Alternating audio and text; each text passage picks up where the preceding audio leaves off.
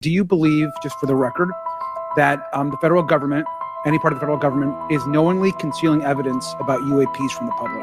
Yes, sir. 100%. Yes. For the record again, just briefly, what do you believe UAPs could be or are? Strong evidence that they are non-human, higher intelligence. I echo my colleague's comment, sir. Was anything described as that we have possession of bodies? Yes. We have is it multiple types of creatures, or? Sir, I couldn't answer that. It was discussed quite a bit when I was at the Pentagon. The problem is the supposed collection of these biological samples occurred before my time. In fact, before I was even born. Has there been any, to your knowledge, any communication with a non-human life form? I would say definitively yes. I speak my mind often, so why not just keep going with it? May as well just go all out and say it. The earth is flat.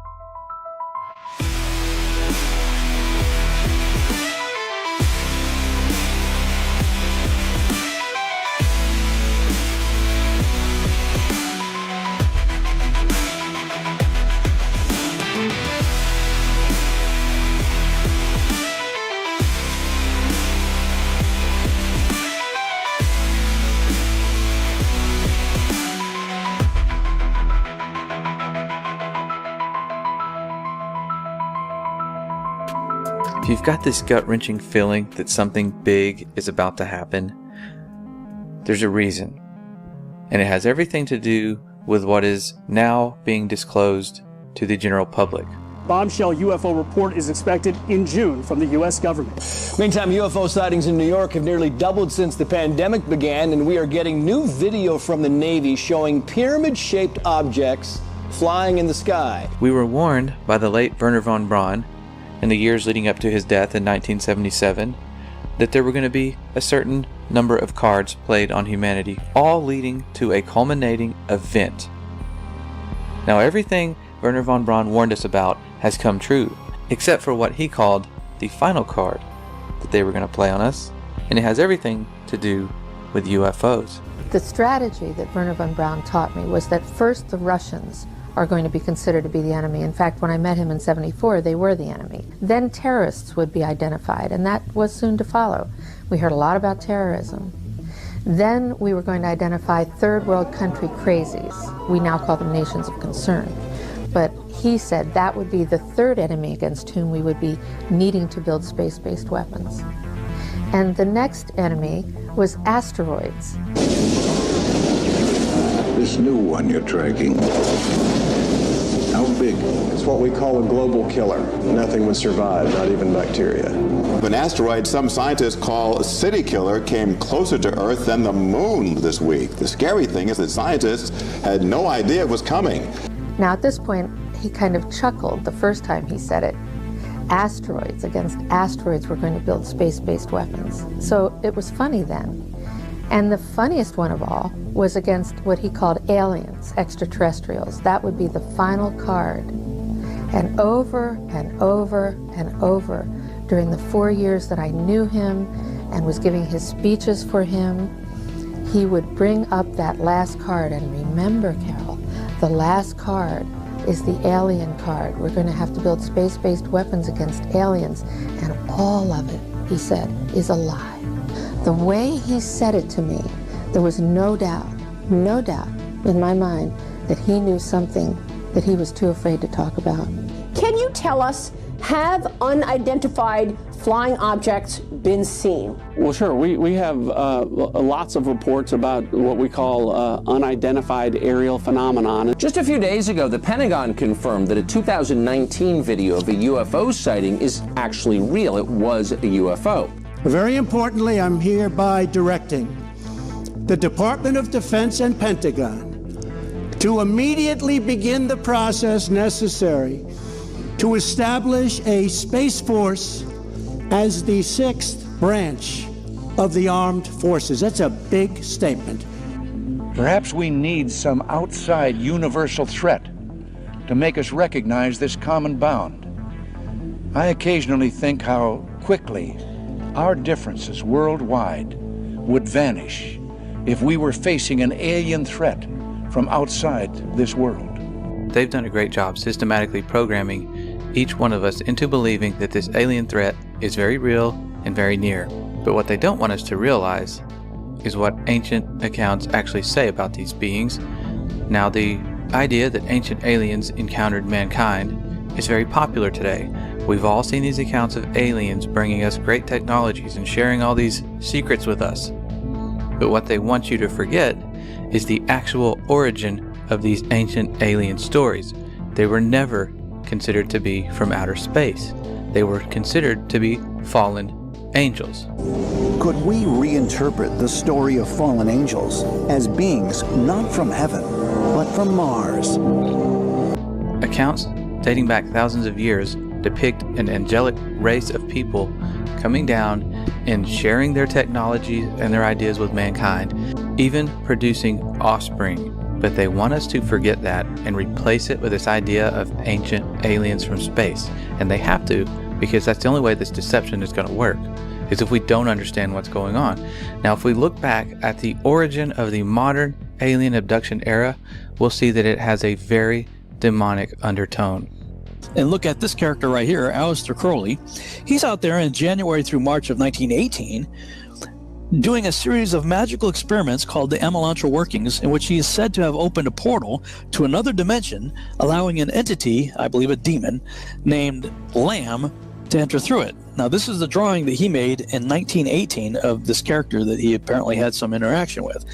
You know, if you look at this picture, it's curiously similar to something we might call an alien gray today in pop culture. So, you know, it doesn't take a whole lot of research on this character to realize he was into some really, really dark stuff. So why did I bring this up? This is, 1918 time frame. Well, you have this character who's very much a part of the early space program, Jack Parsons, who was basically a disciple, practically an heir apparent to Crowley and all of his activities. Well, supposedly, Crowley's portal was further enlarged by Jet Propulsion Laboratory founder and rocket fuel scientist Jack Parsons. Okay, this is the guy who was one of the founding members of JPL. It was a big part of NASA and the space program. And he's out there with Scientology and Dianetics founder L. Ron Hubbard in March of 1946 at a location that later became known as Area 51. They're doing all kinds of ceremonial sex magic, and they called it the Babylon Working. And it's very similar to the Elantra Working, based on ceremonial sex magic. But unlike Crowley, however, they were not as adept at opening and closing portals, and theirs apparently stayed open, and the modern UFO era began 1 year later in 1947, the same year Crowley died. So, this is all going on about the same time you've got Admiral Byrd going down there for Operation High Jump. And a decade later, we got the founding of NASA, and these are the characters, okay? Freemasons, Nazis, and occultists creating the space program. What we're thinking of as aliens, Art, they're extra-dimensional beings that an earlier precursor of the space program made contact with. They are not what they claim to be. They have infiltrated a lot of aspects of the military establishment, particularly the Area 51. I remember the conversation very well.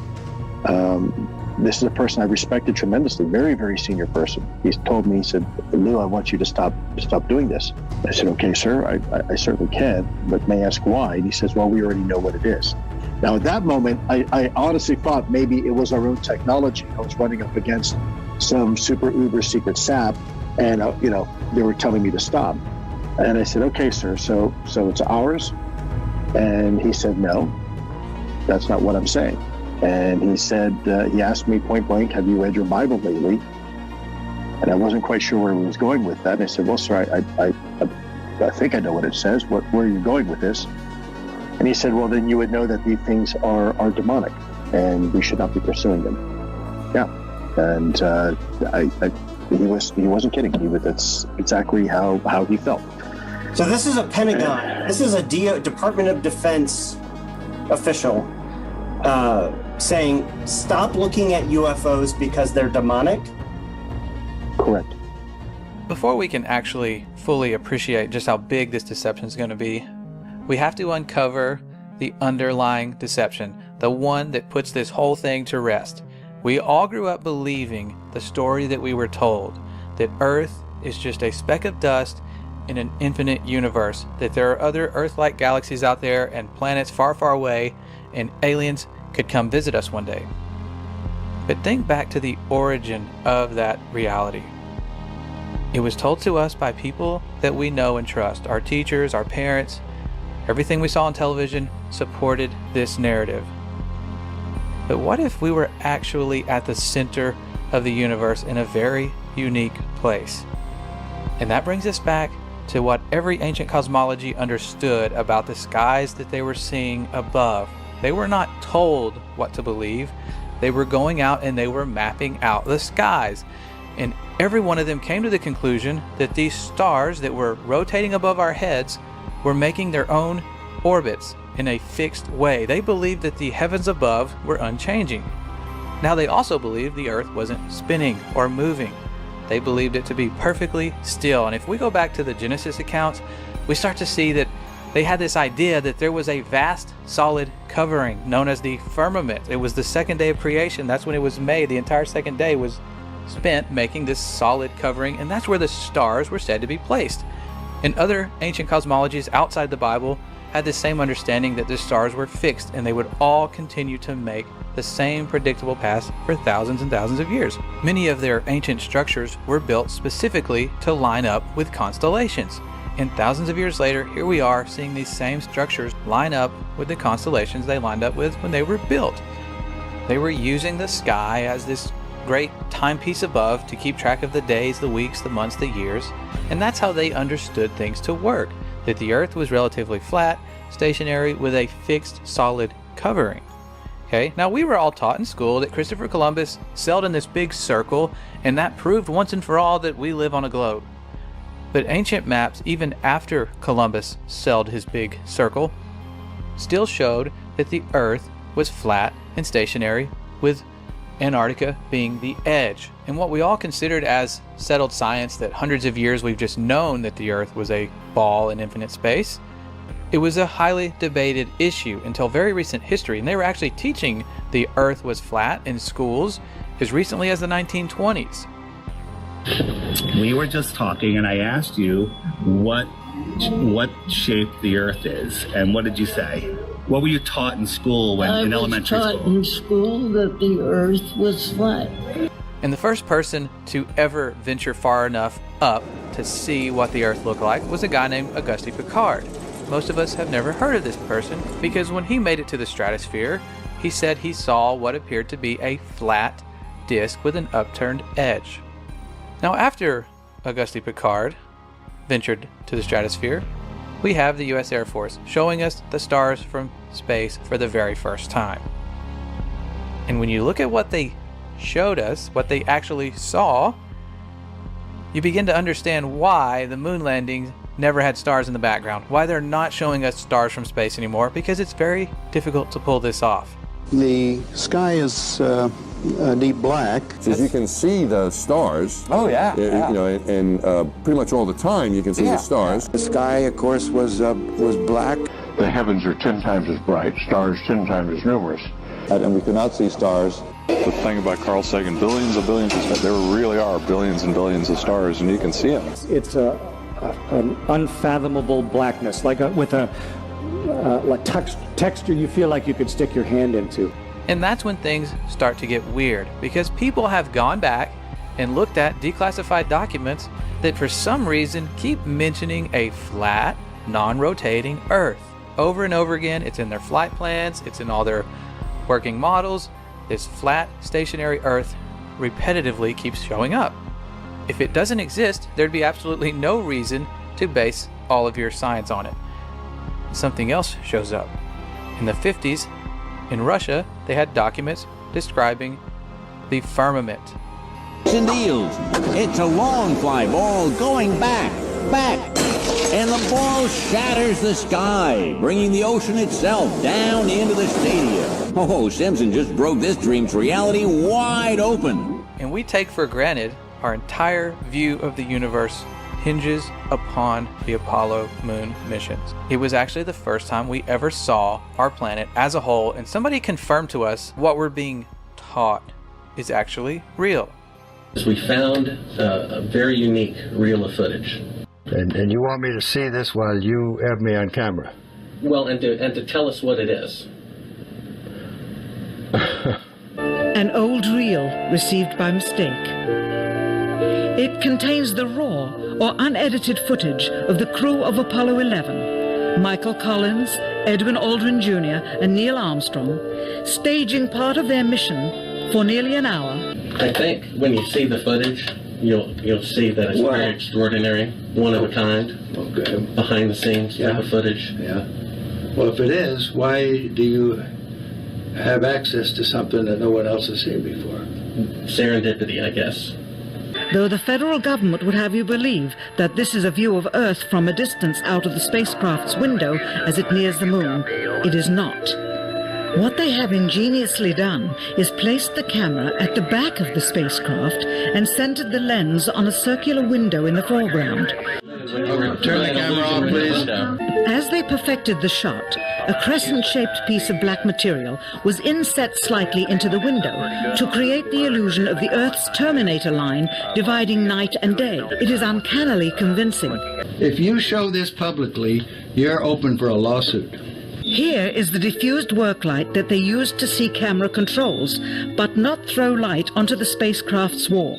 Finally, the iris is opened up, and you can see the real location of the camera and the very bright and near Earth out the window. You're talking to the wrong guy. Why don't you talk to the administrator at NASA? We're passengers. We're guys going on a flight. Now maybe we could say they faked the moon landings, but what about every single space agency after this? We're putting our trust in people to be honest and show us exactly what they're seeing. They would have no reason to lie about going to space, being on a space station, but that's where things start to get even weirder because we're catching them making big mistakes. They're having CGI glitches, their wire harnesses are not working correctly. If you do enough searching, you will find clip after clip of NASA fails. These people messing up in the middle of what's supposed to be a live feed because even with the best technology, things screw up.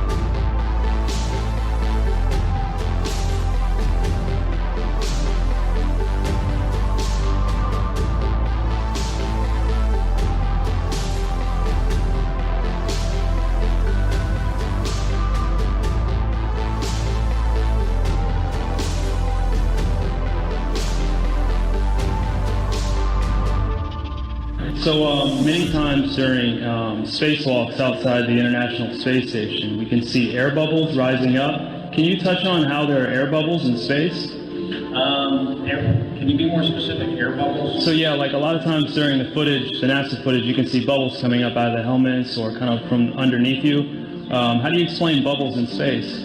Yeah, I'm not sure exactly what you're talking about. Now sometimes you get water in the helmet, and it's either from sweat or from the cooling garments. And in some of my spacewalks, I had like water in the helmet, not like I was going to drown in the helmet, but little bits of water probably came from sweat. Often on the outside of the space station, you'll liberate little pieces of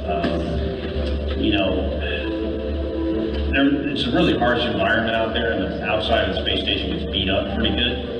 And sometimes, you'll see just little flecks of paint or something that you might have disrupted floating away from the suit. And, that's generally what that is. I've never seen any kind of air bubble anywhere. Could it be that you're filming in an underwater pool and you're not really out there?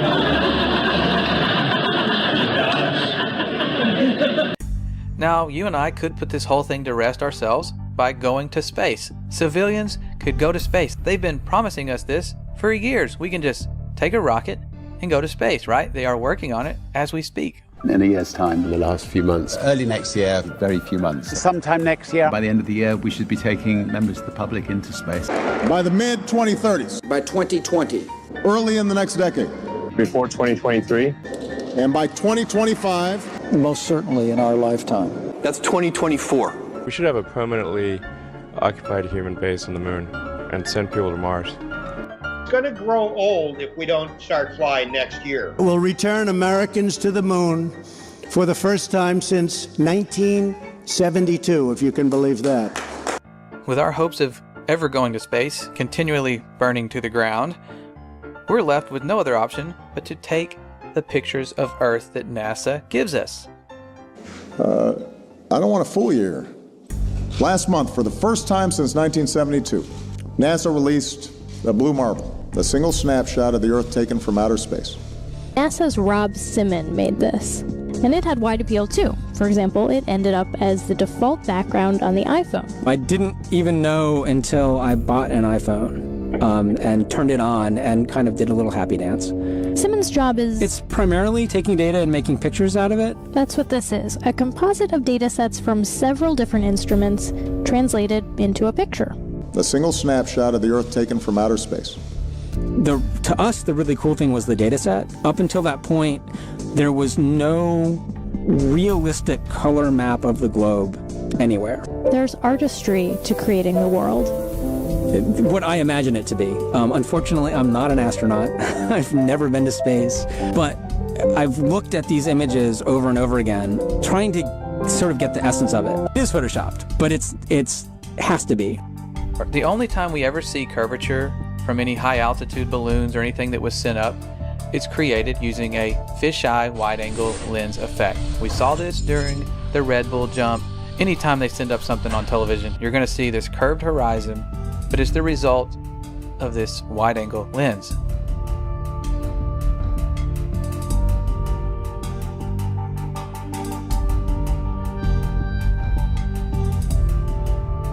If you send up a non-fisheye lens to the highest height, no matter how high you go, horizon always rises to your eye level, and it's always perfectly flat.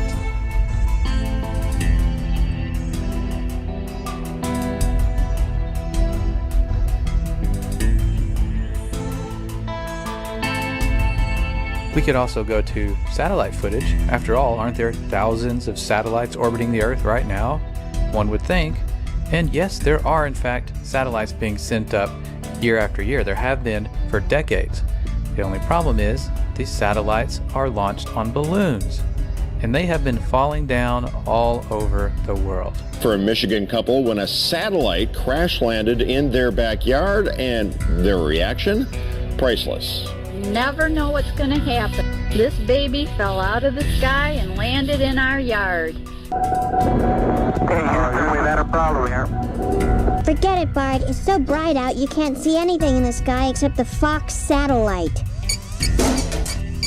Now this brings us to our second method of proof. If we can't go to space, we could simply sail anywhere towards Antarctica, towards the southern hemisphere, and eventually we're going to hit the edge of the known universe, the firmament, or whatever's out there. Could there be more land? We don't know.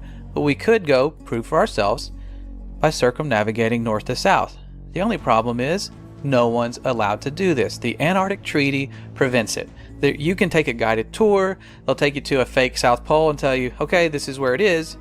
But independent exploration is prohibited. It's guarded heavily by the military. You can't just go to Antarctica and check it out for yourself.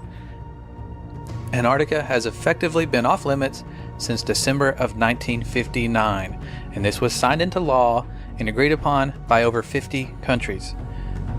That should raise a little bit of concern. Why would a icy continent be off limits? Well, that's something we may never find out. Admiral Richard Byrd, one of the first people to really explore Antarctica, came back making bizarre claims of resources and in a time when Antarctica would be highly sought after by other nations. He also talked about unexplored land beyond the South Pole. Admiral Byrd, you've been to both the North Pole and the South Pole. Is there any unexplored land left on this Earth that might appeal to adventurous young Americans? Yes, there is. And not up around the North Pole, because it's getting crowded up there now, because they find out it's really usable, not only to live in, but militarily. But strangely enough, there's left in the world today an area as big as the United States that's never been seen by a human being. And that's beyond the pole on the other side of the South Pole from Middle America. And I think it's quite astonishing that there should be an area as big as that unexplored. This is a tremendous So there's a lot of adventure left down at the bottom of the world. Well, Admiral, do you hope to see that? I do.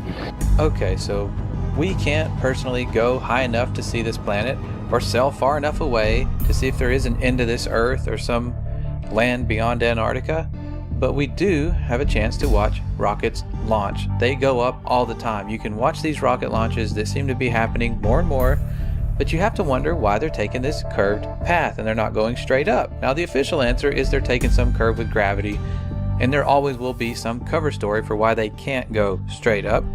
But the big question is, why are we now stuck in low Earth orbit? We seem to get past it multiple times during the Apollo missions. The moon is well beyond low Earth orbit, but now we're stuck, and NASA will tell you for themselves. Right now, we only can fly in Earth orbit. That's the farthest that we can go. As we get further away from Earth, we'll pass through the Van Allen belts, an area of dangerous radiation. We must solve these challenges before we send people through this region of space. Any ill effects from the Van Allen radiation belts? No. Now, I'm not sure we went far enough out to encounter the Van Allen radiation belt. Maybe we did. The belts are 1,000 miles to 25,000 miles above the Earth. Then we went right out through them. No effects on your cells? Didn't even know it. I don't think anybody, well, maybe somebody said you went through the radiation belt, but we didn't feel it inside. I'd go to the moon in a nanosecond. The problem is we don't have the technology to do that anymore. We used to, but we destroyed that technology, and it's a painful process to build it back again. This next generation spacecraft will enable America to explore beyond low Earth orbit. One thing I really want your generation to embrace is that the Earth is a closed system. We cannot leave the Earth. So what about the proofs we were actually given for this Earth being a globe other than pictures and NASA? One of those, the first that I recall, is boats going over the curvature. As ships sail away, they don't disappear all at once. First, the bottom will disappear. See, the bottom of the ship is gone. Now we can see midway up, and then the whole thing disappears. Now, ships came back. They didn't fall off a table. So people realized that the world is curved. I mean, it's a big curve, but it's curved.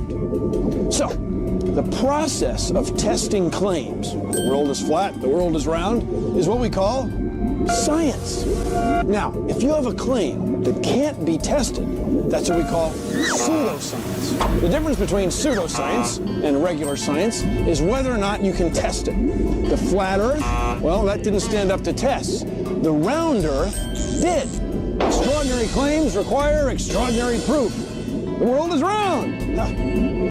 Now this seems legit. Boats do appear to disappear bottom up and go over a curvature at a pretty relatively short distance, which would make sense if the Earth is indeed a ball. The only problem with this theory is when you take a high zoom camera, a telescope, or something with high zoom capabilities, you can bring back a boat that has appeared to vanish. All right, we have optical limits to how far we can see certain objects. Not to mention atmospheric lensing. Your atmosphere will act like a lens. And you can test and repeat this on a very flat surface with a camera yourself. You will see objects appear optically to disappear bottom up, just like they're going over a curvature, but you can demonstrate this on a flat surface. It's testable and it's repeatable. Science! Another big proof we were given was our sun, which it does appear to be going over the curve of the earth, and we're told that's because we're falling backwards because of our rotation as we orbit the sun. But once you realize the sun is a local light, it's the exact same size as our moon above. That's why they line up perfectly on an eclipse. It's not because of the coincidence that one's just 400 times larger but also 400 times farther away. It's a much closer light and it's much smaller. Now you would think, because of all the false models we're given of this flat earth theory, that it would just always be daylight or you should always be able to see the sun. But it's much closer and much smaller, so when it moves away from your line of sight, it follows the known laws of perspective. And it has to follow these laws because as objects that are, even if they're high up, as they get further away, they appear lower and lower, and eventually you're going to see it vanish due to perspective and the fact that our atmosphere isn't transparent. It might be clear for certain distances, but eventually everything's going to fade out.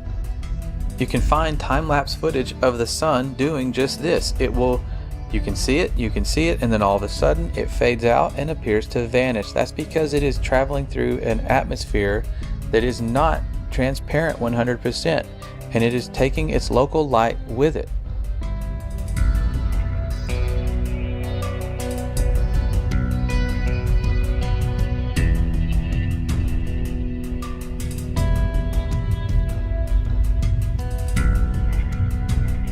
Perhaps the greatest trick of all was convincing us that we are simply another planet. We all learned the planets in school, we had songs, we built solar system models, and when we looked up and saw these lights in the sky, we assumed that we were simply a light in someone else's sky. It was a really good trick because that is the one that most people go to. How are we not round if other planets are round and we are assuming these lights to be other planets?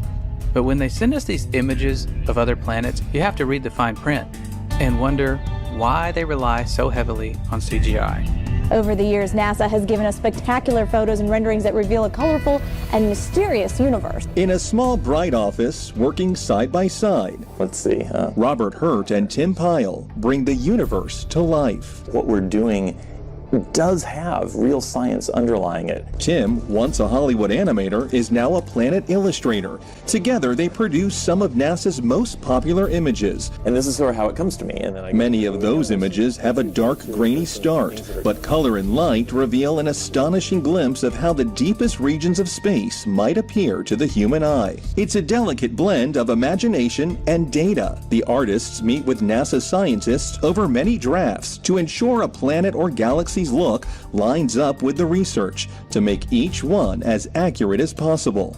I love the challenge. It's kind of like a puzzle to me of trying to create something that looks really cool within the restrictions that were given by the scientists. It can take days, even weeks, to produce just a single image. The dazzling final results, enough to keep us all dreaming of the final frontier for years to come. And while NASA struggles to get consistent photos or videos of our planet, they have no problem sending us HD images from Mars. We're expected to just believe these are legitimate.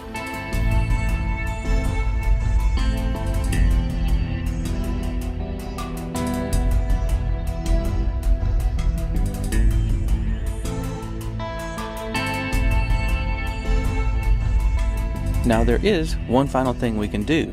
Given the known circumference of Earth, we could simply measure these things for ourselves. And people have been doing this. They have been going out over large bodies of water and large areas of land and measuring to check for curvature.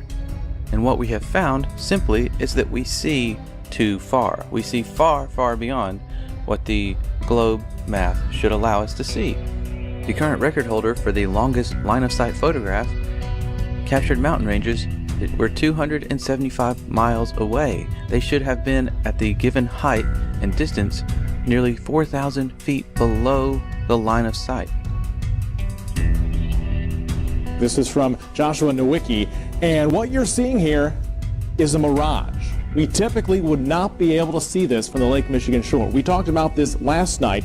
Conditions are right on the lake that we're actually seeing a mirage. As we find ourselves on an Earth much different than we ever imagined, it brings us back to this upcoming deception, this final card, and what it's truly all about. We are dealing with a huge, probably the most important deception on humanity. What I'm telling you is there's a cover-up about disinformation, and has been, by the top researchers that you people rely on to hear the truth from. Over the next 10 years, I have now worked with over 400 cases of people that have been able to stop the abduction experience in the name and authority of Jesus Christ. These are entities masquerading as high technological aliens, but they can be defeated by one name. And I saw 3 unclean spirits like frogs come out of the mouth of the dragon, and out of the mouth of the beast, and out of the mouth of the false prophet. For they are the spirits of devils, working miracles, which go forth unto the kings of the earth and of the whole world, to gather them to the battle of that great day of God Almighty. A new world order. A world where the rule of law, not the law of the jungle, governs the conduct of nations. When we are successful, and we will be, we have a real chance at this new world order. The new world order. A new world order. A new world order. There's no way for us to know exactly where this alien deception is heading, but one thing is for sure, we are witnessing the fulfillment of prophecies in Scripture that told us we were going to eventually head to a one world government. A great deception is coming. We can count on it, and we have to return to the power of the one who put us here, the one who is going to have the final say.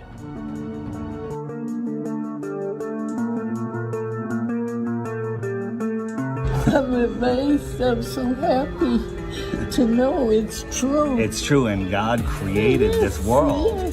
Yes. And He's right here in the clouds above, close, not in an infinite universe. So good, right? And I can't get over it. Made me cry. Made me cry too. Yeah. Thank you. Thank you. All right, Ruth, give me a hug. Here we go. I need it. Pan tam był. Czy Ziemia rzeczywiście jest kulą zawieszoną w kosmosie? Jest płaska. Tak jak oczekują i nie spodziewałem się co prawda tego pytania, ale zapewniam pana, że jest płaska. It's the best flat earth proof right behind me. This is what you have to believe in if you believe in the ball. You have to believe that you're spinning faster than the speed of sound, that you're orbiting 66,000 miles an hour, which you can't even fathom that speed, while you're chasing the sun at 500,000 miles an hour, while the whole system is moving sideways at 1.2 miles an hour, right? And all of this is happening, okay? And how it started to happen is ridiculous, but while all of that is happening, this happens. Okay? Oh, dude, you got some great images. I love it. You came prepared. This is the Earth. This is, water at large bodies of water at rest lay flat.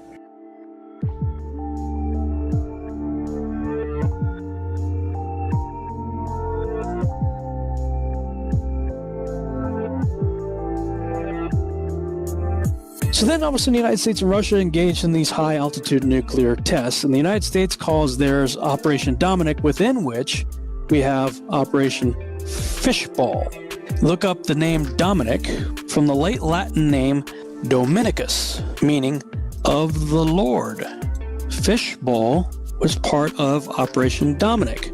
It looks like they are sending high-altitude nuclear bombs to test the fishball of the Lord, i.e. the firmament.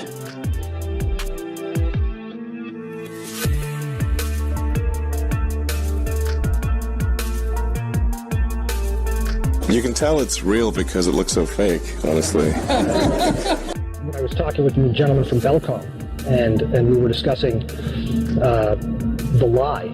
Everything he was telling me was different from what we were being told was the truth.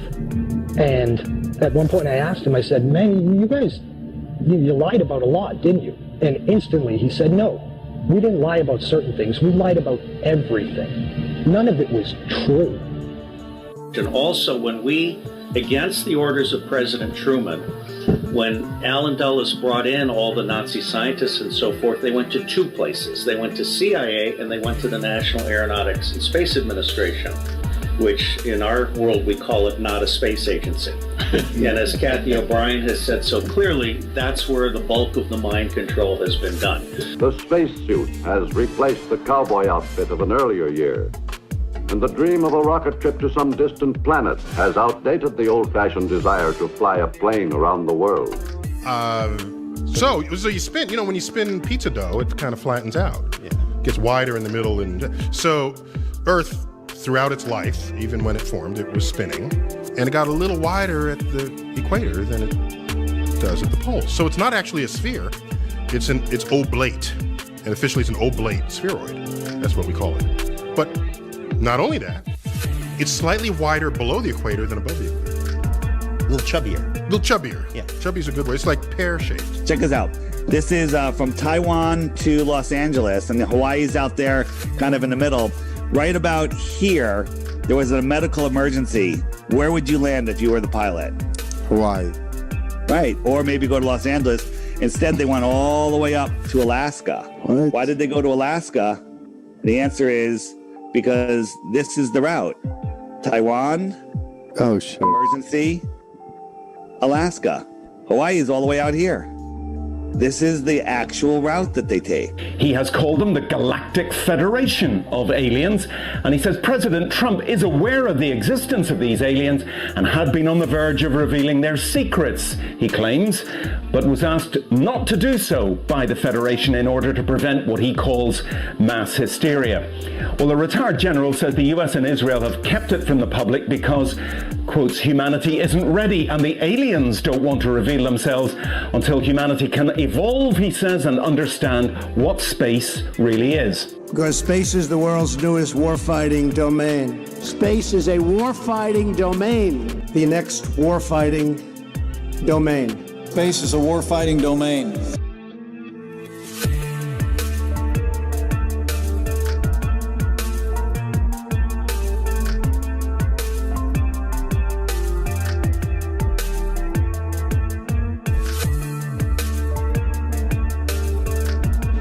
Finally, my brethren, be strong in the Lord and in the power of his might.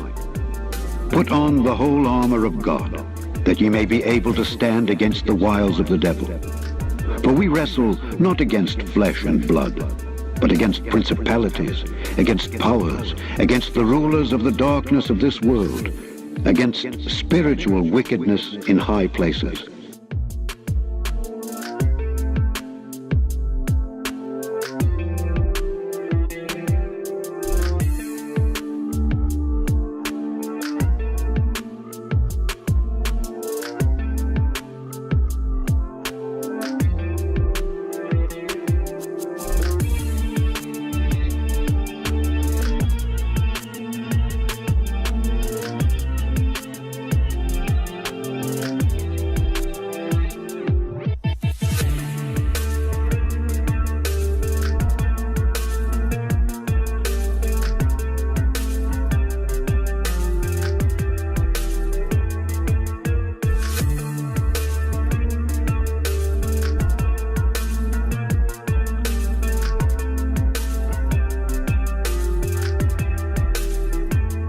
And the stars of heaven shall fall, and the powers that are in heaven shall be shaken.